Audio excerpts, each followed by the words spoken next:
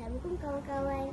Hari ini kita orang akan menunjukkan ikatan-ikatan kita orang yang kita orang belajar pada minggu lepas. Mariam, awak ingat tak ikatan simpulan buku sila? Cuba tunjukkan. Okay.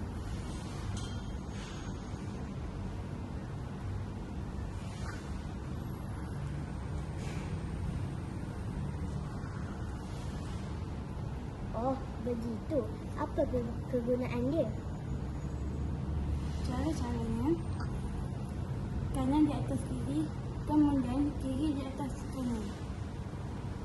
Apa pula Afifah? Saya membuat simpulan bunga getah.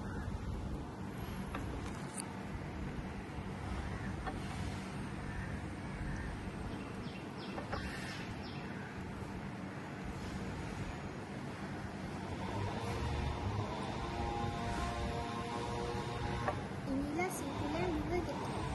Kegunaan ia adalah untuk menyambungkan tali yang berlainan saiz. Saya membuat ikatan mano.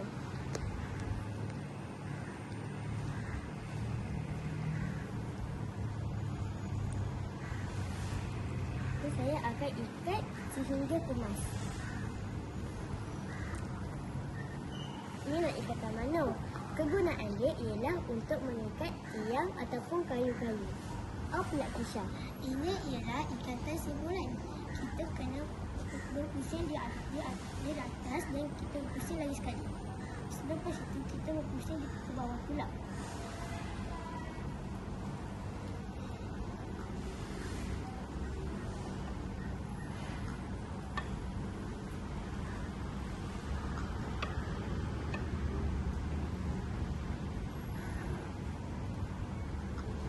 Inilah ikatan simpulan.